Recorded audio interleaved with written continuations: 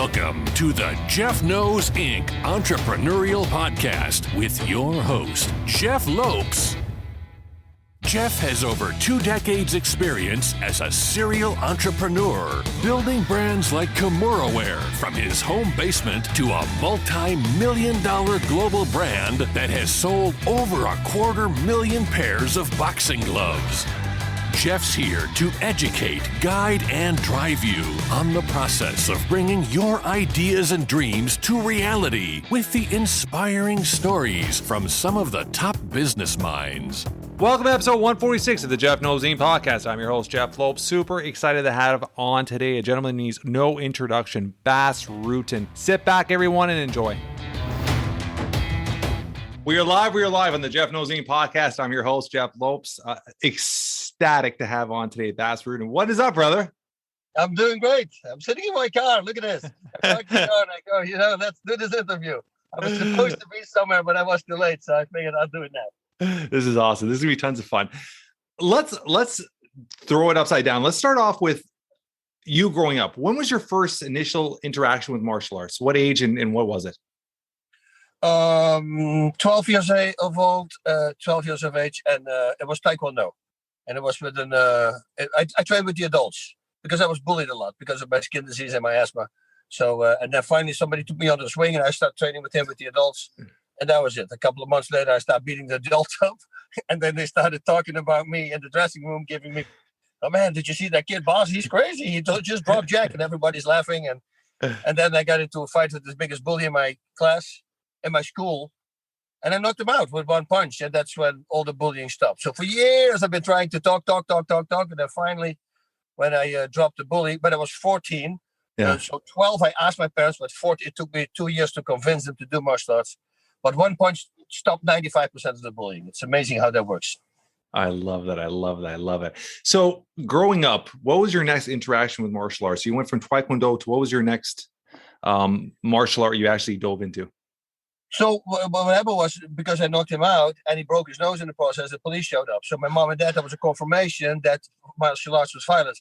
Now, in their defense, I never told them I was bullied because my mother had so much work with me already. She would mummify me every night, put creams on, I would rip it off and do it again. And I was sick a lot, in bed at home. I have to do everything in bed because I couldn't breathe. My asthma was extreme asthma, like 7 days in bed, not able even to eat or to drink, because you can't freaking breathe.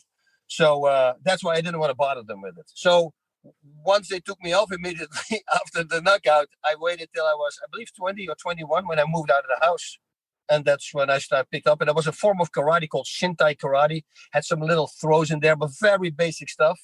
And then very soon, like within 6 months, I wanted to compete full contact. So I signed up for Thai boxing as well. And then I think 4 months later, I had my first Thai boxing match. I love it. So when was your actual first interaction with MMA, getting into it? Was it through Pride or was it prior to that? Oh, prior to that, we started before the UFC. It was called Free Fight at the time. It's so weird, I had no clue I was ever going to fight again because I lost the fight in Holland, which I shouldn't have taken because it was 3.5 weeks I had to train and I was partying for 3 years, but I was drunk when I said yes to the fight. And then when they made the posters and put me on the posters, I go, oh, I can do it because I knocked all the other guys out. So, but this guy was really good. Yeah. So, and then I'll tell you, a lot happened. I shouldn't have fought the fight, but I lost the fight. And everybody spit me out. And so I always told everybody I will never fight in Holland again because it's such a loser. What a loser thing to do, You lose one fight, and suddenly you're the worst fighter. Before I was the best, So, so then my wife told me, says, you're going to be a famous fighter in Japan. This is in '92, and I go, no, I'm not going to fight anymore. She said, I know that, but you said Holland, you're going to go to Japan. I wasn't doing anything in martial arts, and then in '93, I think in August or something, a little bit before July, they gave me a call. They say you got to come to Amsterdam. There's 2 guys here for a new organization called Pancras. Yeah. And they're looking for fighters. And I had a tryout. I had a scuffle with some of his champions, one of his champions who tried to knock me out. So I knocked him out with a head kick, which looked spectacular. And those guys were pointing at me. They said, we want him. And that was it, September 21st. Never forget, it was my first fight in Japan in '93. Yeah. And how long were you active in Japan for from there on? I fought in Japan till '97. So 4 years, but understand I fought 31 fights in that time. So you're very active. I was a very active fighter. Yeah. 31 to 30. No, I think 31. So, yeah, it was like the first year I had 9 fights, and the second 8, and that was crazy, because if you're not injured, might as well keep on fighting. You're still in shape. You don't have to really go through everything again. You just keep training. So your moments in pride. Can you give me 1 or 2 little stories of moments in pride that just put a smile on your face when you sit back and reflect on them? A good memory. Well, a good memory is always Fedor and Mirko Cro Cop, right? That fight, the way it was hyped, the way it was presented, but unfortunately, they did not see this in America. I hope you can see it online somewhere. The packages that these Japanese made always about these fighters. Yeah. Oof, so cool. And then you saw Mirko Cro Cop in a high-tech gym like Ivan Drago, bang, bang, bang, kicking clean bash, clean everything. And then Fedor, he's running in the snow. And he has rusted kettlebells. He's swinging around, and it goes back to Fedor. But that Fedor, to Cro Cop. And Cro Cop is suddenly at a river, and at a grave, and there's a river, and there's corpses floating in the river. And you go, what the heck is going on? And he sits at the grave of his dad who passed away in the war. And I mean, they built this whole freaking story. And, when he came up, I got goosebumps now. When he came up, he was crying. Cro Cop had tears in his eyes. He just saw the package that they did on his father and him. It was. And then that fight, and all these fights with Sakuraba and O'Gara and Cro Cop and Fedor and Quinton Rampage Jackson, the freaking slam. I mean, it's a nonstop thing. It was crazy. One of the funniest thing was Hein Grace. Rest in peace to him. We walk in this place, and he's some crazy guy too, man. That's why we clicked so well. And we walk in the Saitama Super Arena, and he's walking there with some people.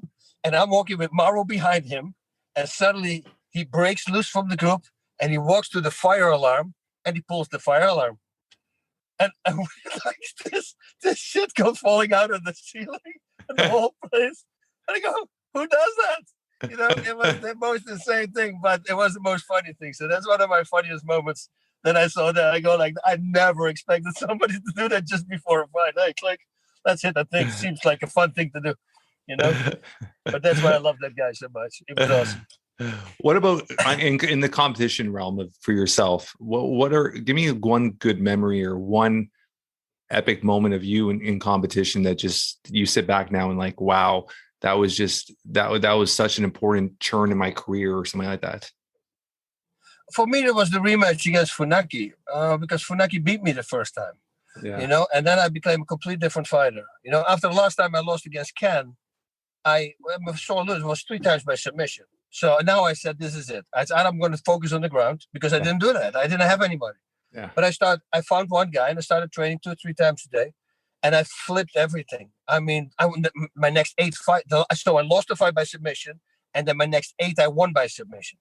And now people were like, holy crap, what's going on? It's just, I loved it. And, when you love something, you do it a lot and then you automatically become good. So that's what was happening. And so then when I fought Funaki for the second time, because he got me in a toe hold, and I always tell the people at home, I say, don't let that name fool you. I saw a guy break his shin bone with a toe hold. Yeah. It's not like they hold your toe. No, It's a freaking crazy move. And it hurt me a lot. And there was always this, he was going to beat me again. And then I was the champion. So he came in to fight for the belt, and this time I knocked him out, and it was a tough fight too. It was like, I mean, he came up like 5 times. There were 8 counts in Pancras.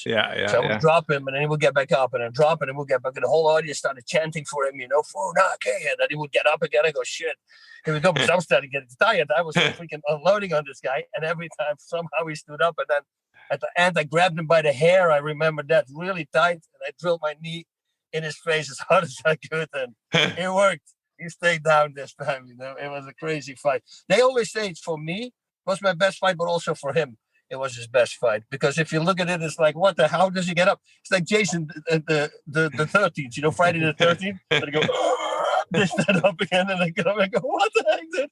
I had my palms and my both knees were bad. So you're trying to show me your knees there? Yeah, I think so. No, I was trying to show my knees. I will be very stupid, but I am very stupid. So sometimes I do that. I'm sitting behind the steering wheel. But it was just black and blue. It was crazy. It was really crazy. So your body went through a lot with all your knee injuries and injuries and all that stuff. When did you start? Like, was it like something that accumulated over the years, or your knee injuries? When did they actually start taking such a toll on you? The worst injury was the tendonitis, and I shouldn't say tendonitis. It's something that I have both in my arms here, and it's a form of tendonitis, but it's insanely painful. And when that happened, a few fights that, like, if it would happen, let's say I muscle out of an arm bar, or I hit a bag really hard, and I feel like a little, like, it's a really weird thing, click, I feel, and I go, oh shit, here we go. And then you have about 45 minutes, and then the pain comes, and that pain is almost intolerable. And there's nothing you can do because there's no pain medication you can take. Well, actually, for my very last fight, that's why I tested positive for the Vicodin, because of all these pains that I had. So, but normally you don't want to take it because it slows you down. You don't want to cloud your mind. So that's why I took that thing at 10 o'clock in the morning, and my fight was in the evening. I think, it will be out of my system, but apparently it still tested positive for it. But so if that happens, say 3 weeks before a fight, then every workout, you have 45 minutes to work out. It's clock, or you can set a clock on it. And then like the 46 minutes, that's it. And then you go home, you lose weight from the pain. You can't eat. It's so painful. I don't know. It like comes from the inside out. And when that happened a few times, then I went a few fights away, and then it came back, and you really don't want to train anymore. Like normally I would always look forward to start training, working out the morning. First thing I do, training today.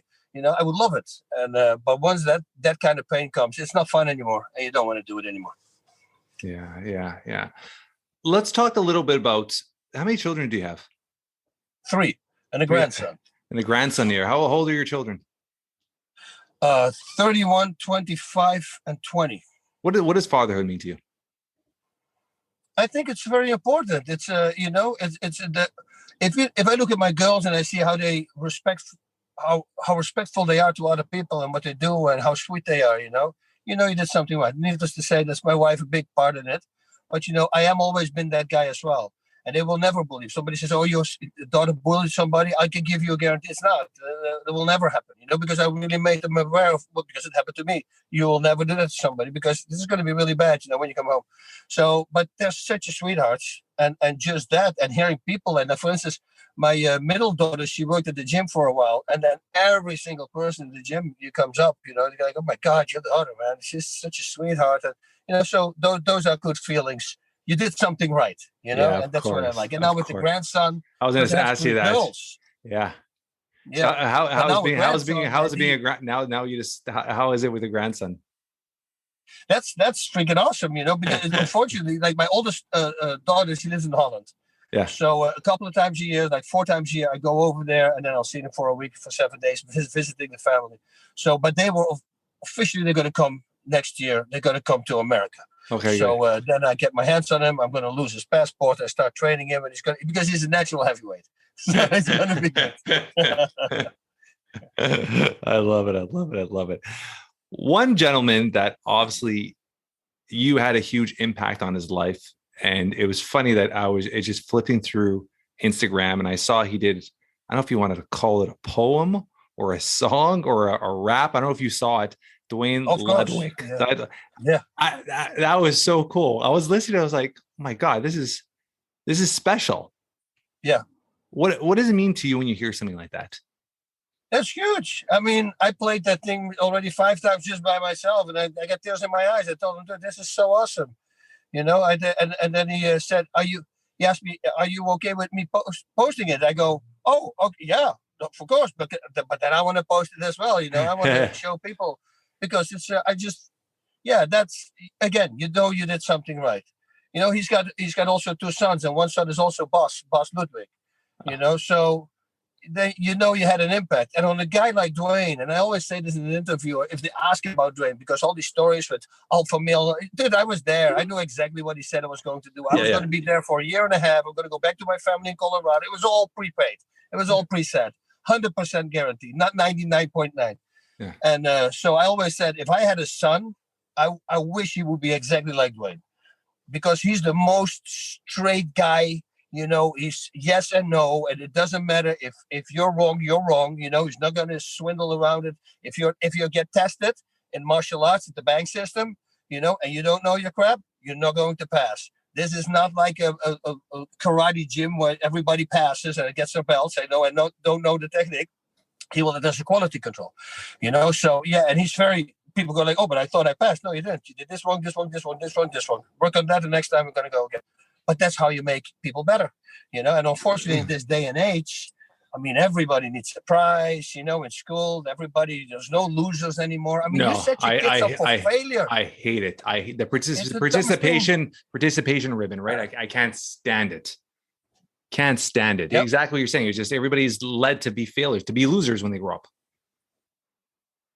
That's it. You're not used to anything anymore. You can't handle stress anymore. They need a pill for everything. I mean, crap, sometimes what you hear in these universities now, and I hope for you guys it's not in Canada. I mean, okay, I give you an example. There was so much when Trump won at the time. Apparently, we heard that these were so freaking out, these kids and teachers in universities, they had to go outside hugging trees and playing with Play-Doh. And then petting Shetland ponies, like these little tiny ponies. And I go like, oh my God, what? If you're a guy and a woman looks at that, what woman wants to marry a guy like that? And I'm not political. I'm just saying, if you're really getting in stress and you have to pet a tree or hug a tree or play with Play-Doh, something is wrong with you, man. Fix the problem. Learn how to deal with it. Get stronger. That's how we do it. People. I love it. The Karate Combat League. What's your involvement with that? Are you ownership, or is it just you're just part of supporting it?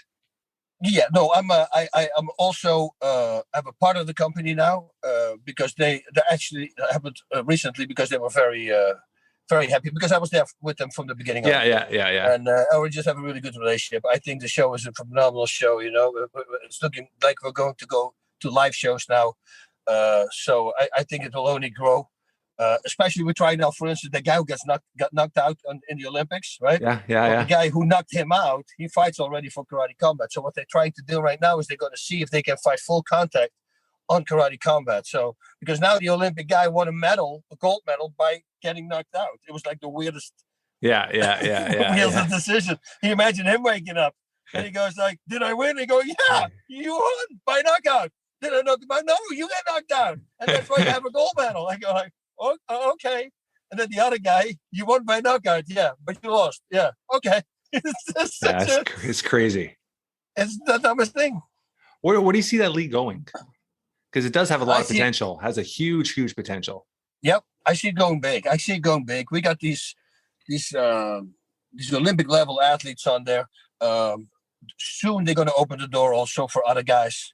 That we say okay, but right now they're just catching up to the rest of the world to this, because you have to understand that point karate is a completely different thing. It's like one point. You see, if you watch the first shows from Karate Combat, you will see the evolution. You see a guy literally punch and then he stops, and then the other guy just keeps hitting him. You go, oh shit, yeah, he forgot.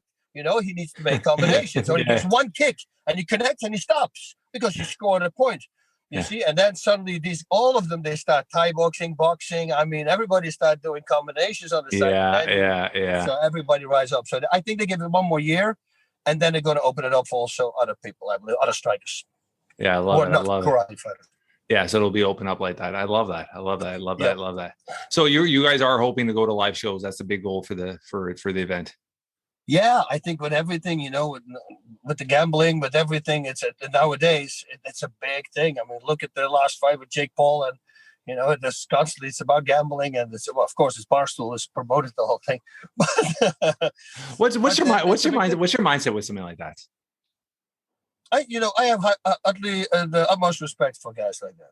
Okay. Because they it's not like they trained for 3 months and they're going to fight, they're going to try it out. This guy really puts the work in. For 3 years, he's busy. He's really trying to get the signs under control. And people can scream whatever they want, but look what they did to them. You look at the packages, they were completely wild guys, both of them, his brother too. And then, this kind of put him in line. And, and he was talking about that he was a bully and he used to bully people. And then and it was just the wrong thing to do. And then boxing pulled him out of that. Now, I mean, that's a great message. It's the same as with the Kardashians. Yeah, how it started, and people are still complaining about that. But it's not about that. It's not where you are. It's where you're going to go, right? And where they go right now, I think they do a lot of good stuff. Positive vibes out there. It's all about love and peace. There's nothing bad. There's no profanity. I mean, I enjoy it when people flip around like that, because we all did. It's so easy to judge at people and point fingers. But then, like Jesus said, he went committed no sin, let him cast the first stone, right? And then if you start thinking, a lot of people do a lot of things wrong. We know that, whether it's not being not a good dad or not good father or not husband or, and that's just in the family, but there's a lot of stuff that you can do wrong. Yeah. So get your life in order before you start judging others, I always say. Yeah, I love that. So it is true. I mean, if you look at these, both brothers, I mean, they're putting the time in, they're putting the training, they're putting the effort in. I think a lot of people, a lot of that hatred comes from jealousy, right? Because they have a platform that people are throwing money at, because they've built this platform for themselves, right, through YouTube and all that. So, I mean, I think a lot of that stems from jealousy more than anything else, right?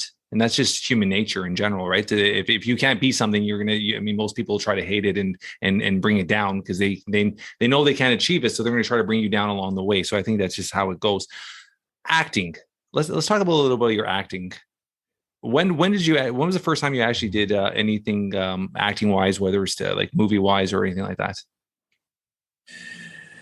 I did a TV show called 18 Wheels of Justice. I hope they don't have the video of it because it was horrible. How long ago was that?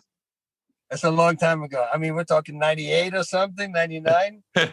And there was the guy from the Coca-Cola light break, the guy who took his shirt off, right? And all these women from the commercial. Yeah. And that guy became his own show. And he was a really good guy, nice guy. And they were acting, but I never acted before, and it was like almost like my first fight. I memorized everything. I knew everything. But then I was a bank robber. So they put a wig on me and the shades. And it was a Thursday. And it was going to be a long weekend. So they were going to be, after my shot, they were going to be, everybody was going to be free for like 4 days. So everybody wanted to go home. Yeah. Right? So I'm standing there and I start sweating and the wig starts itching and the glasses start sliding down to my nose, and I'm thinking out and it goes, and action. And I go, what's the first line? I completely lost it right away, right? So this goes on and I'm losing it. So now I mess up a thing and then the whole team goes, like that. And I lost it, dude. I turned around, I go, are you guys freaking serious? I'm dying over here. Freaking help me out. I'm nervous. This is not helping. You want to go home? Don't do that. So then everybody started laughing because it made it funny. Yeah. And then, of course, the next take, I nailed it right away. My nerves were out because of that explosion that I did. And then thankfully everybody could go home, but it was crazy. Do you enjoy that? Or you just do it for the heck of the fun of it? I do for the fun. I really enjoy it. Now I do. What helped me a lot was going in front of a camera live on Prize Fighting Championship. Yeah. Inside MMA, live shows. Then I started acting. Then I did a short comedy and when I started, I was the star, so the lead. And that won first prize at the New York Film Festival. And actually, that movie got me into Here Comes the Boom because, of course, Kevin pitched me, Kevin James, but the Sony said, no, he's a fighter. That's a big part, it's a supporting actor part. He said, no, what's this? And he showed that short movie, and they said, okay, yeah, he can do it. So that's my savior, that I made that Kingdom of Ultimate Power, it's called. It's what's it called? Kingdom of Ultimate Power. Okay, very cool. This really weird Russian guy, Vlad Rivka is my name, and I find a writer and I try to let him write a story that's pretty much unwritable because it's like the most insane ideas, But the guy is so afraid of me because I'm a fighter, and he's so afraid of me, so he tries to make some stuff up. It's really funny, so I think it's funny. So. Do you have anything set up, lined up in the near future, lined up for any acting? I was going to, when the whole COVID thing happened, I was just going to a different country to do a badass movie, number 2 of one. I can't say which one, but the first one did really well. And I was looking forward to that because Here Comes the Boom was my first big in a comedy. Yeah. And now I wanted, this was going to be a badass part in a big movie. So I'm really hoping that it's still going. I heard the director by now did another thing in between, but not that movie. So with a little luck, when they start filming, I'm still going to be in it. So we'll see. Let's talk a little bit about your lung trainer. You said it's coming out September 2nd, which is just around the corner. What's it all about? Is this your second version of it or your first version of it? Well, this is actually a third. This is a long story, man. We've been attacked by I don't know, evil, whatever it is. I mean, I ordered a new model in August 2020.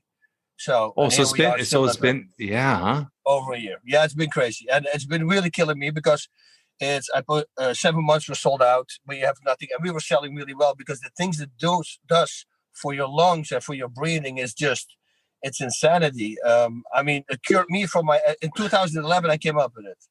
I came up with it when I was 14, actually, because of doing track and field. And because I was doing track and field, I had my asthma attacks as well. So running was always the worst for me. And I was going to do decathlon. I was pretty good at a lot of stuff already. Yeah. But running, of course, was always my worst, worst part. But every time after an asthma attack, I would break my running times if I would resume track and field. And I couldn't understand why that was. And then I went to the doctor's office and I saw this drawing of a pair of lungs on the wall in a frame. And there I realized that the infection is not in your lungs. The infection is the airways that go to the lungs. There's two airways. Yeah. And it showed an infected airway and it showed a healthy airway.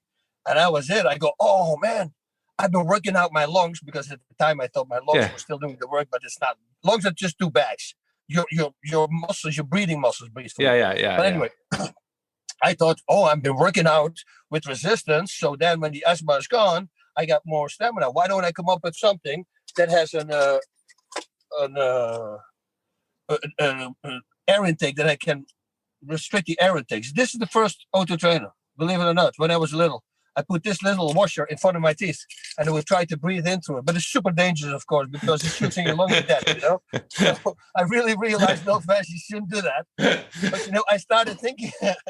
And then I made a prototype in 2011. And in 3 weeks, and understand this, every single fight I had to open my lungs in the dressing room. If I'm sitting in this car and I sneeze violently twice, I need to open my lungs. But a lot of asthma patients have that. Yeah. And in 3 weeks, it was gone.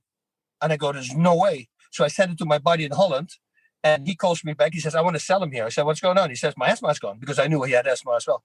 So now it started catching fire. But still, it looks really stupid. It's a little plastic thing. And people go like, what is it doing? But then Dr. Belisa Vranic, she's a world-renowned breathing expert. And she invited me to her office on Fifth Avenue in New York. And I came there, and the first thing she did was measuring my chest expansion. I don't know why she's doing that, because your breathing muscles, the more you can expand, the easier your lungs fill up, of course, right? So she breathed out, breathe in, and she goes like this. She says, nah, there's no way. Do it again. And she does it again, and she gets weight. And she walks out, and she goes back with another doctor. And he goes, if I don't bring him, if I don't show him, he's not going to believe it. I mean, we've never measured any numbers like this. And then they realized it was because of the O2 trainer, my lung training device. You're training your breathing muscles so you can expand more.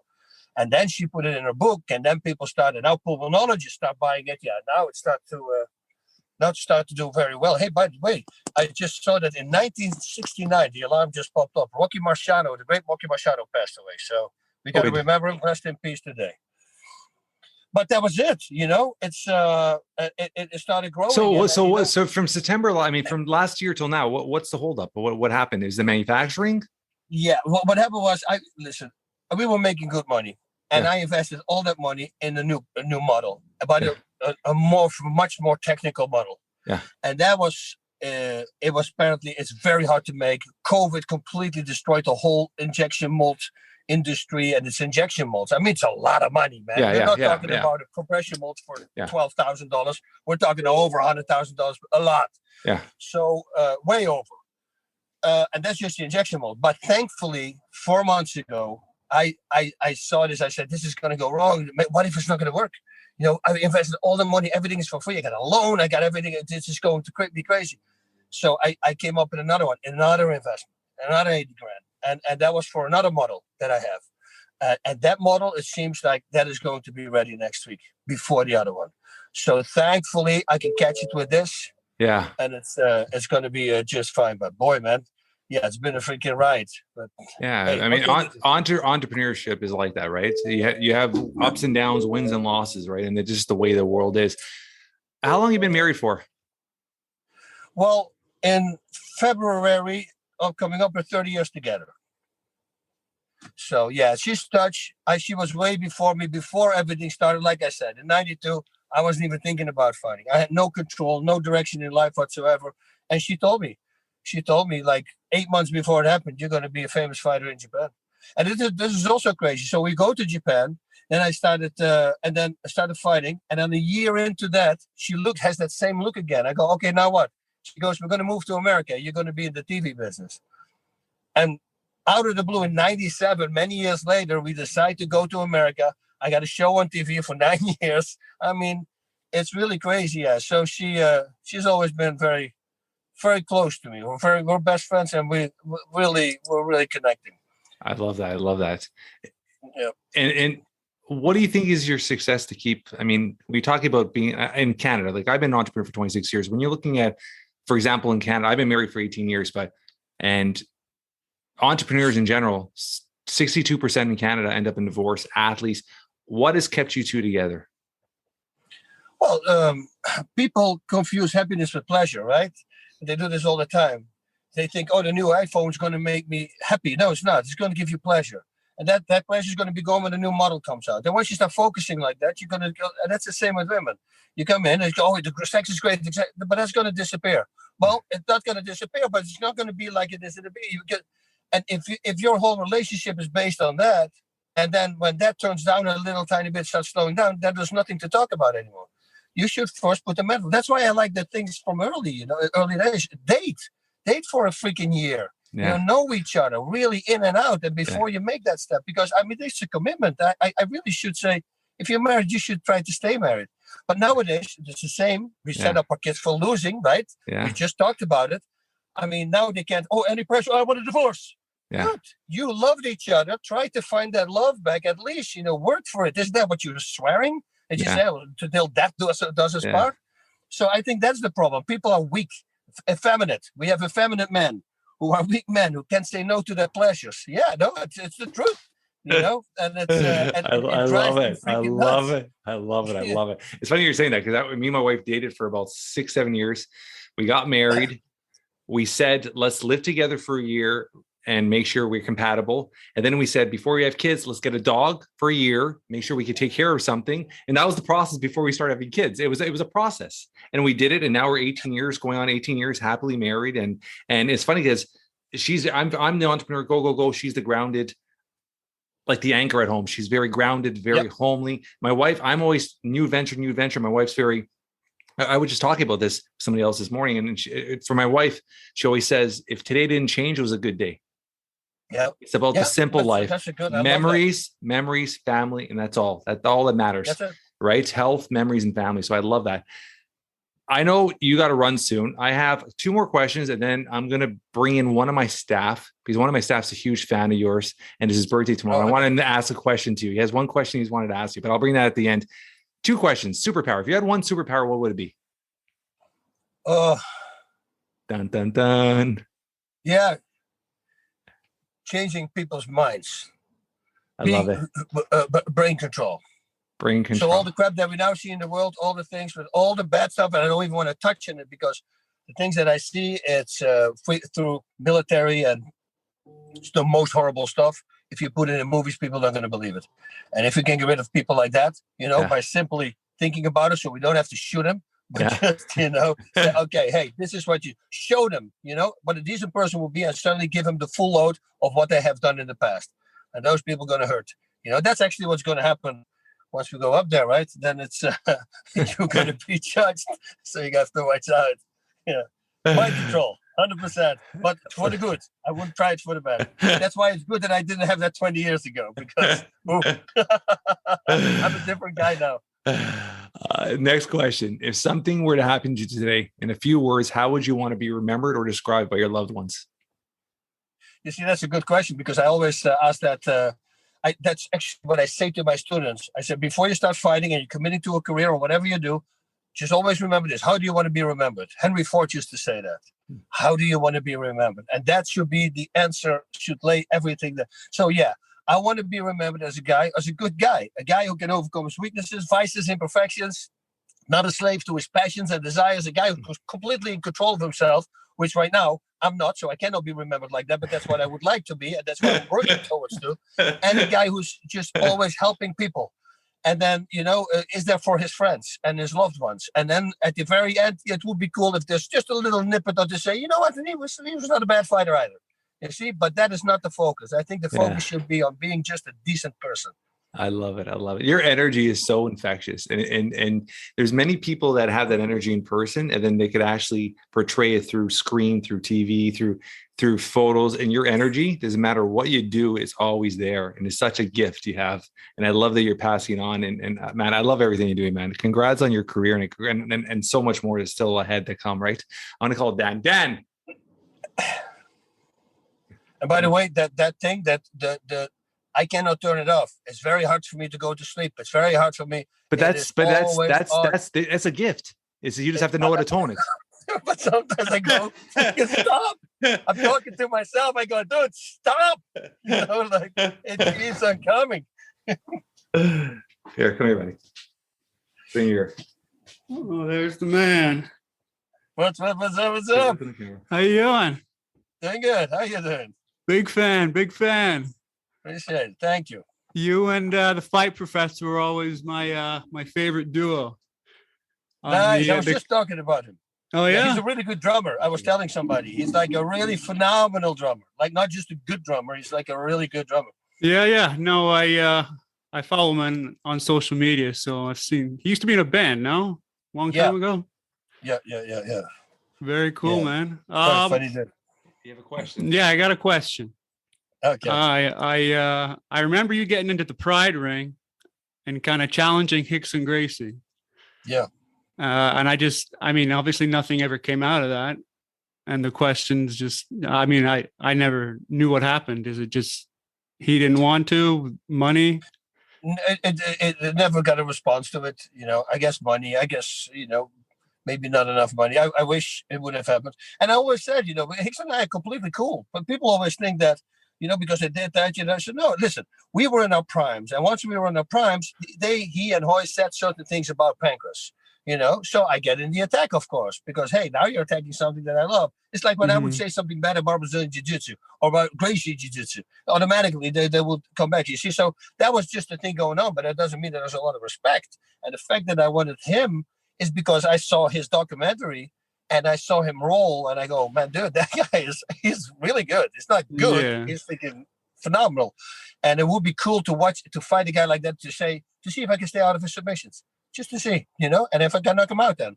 So that was literally the goal, just to test our skills. It was never something personal. Yeah. No, I kind of got that from the way you did it.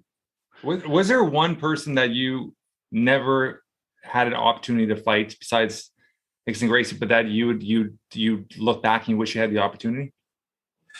There's a weird thing because it's a very scary opponent also, Fedor Emelianenko, for me. And that was a fight for me. And when he hit his prime, for me, I was just want to see if I can go the distance with this guy at the time, because I haven't fought for a long time. But I think that striking is good. His wrestling is good. My wrestling sucks, so it's going to be on the ground because he will take me down. It's just my groundwork is better, but his groundwork is really good as well. So, that was always just like to see, wow, what a powerhouse that guy is. When he was in his prime, the way he was destroying people, yeah, he was something.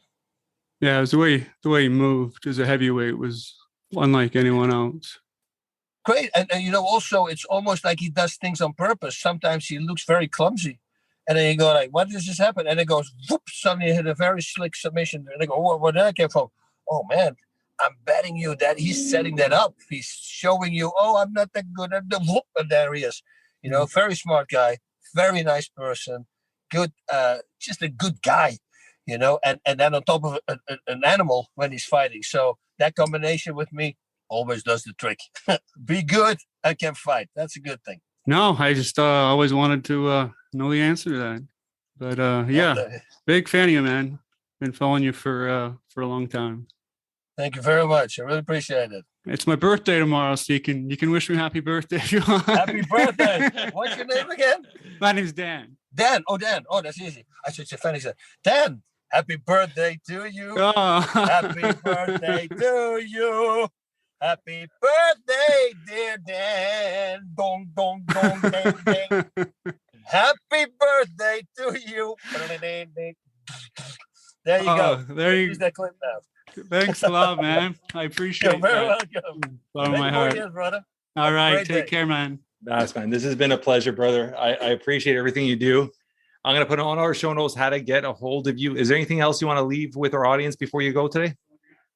No, just just be there, help people out, and don't question people. Don't assume things. That's what I always tell people. Assumption is the mother of all screw-ups. It was in the 97 the movie Under Siege with Steven Seagal. Somebody said it there, and it always stuck with me because it is. Yeah. And they did tests on this, and 95%, over 95%, everything that you assuming you aren't is wrong. So, this guy probably did it. It's wrong. Oh, this guy did it's wrong. It's wrong, wrong, wrong. Stay away from assumption. Treat people with respect. Everybody's going to be happy. No more problems. That will be something. Love it. I love it. I love it. Thank you so much, brother. That's a wrap for today. What a great conversation. Great stories from our friend Bas Rutten. If you guys enjoy this podcast as much as I have, please, like all weeks, tell your friends, tell your family, spread the word. We're trying to build something special here. Leave a review. 5 stars would be absolutely amazing. Myself and my team love spending time reading the reviews. Until next week, guys, keep moving forward.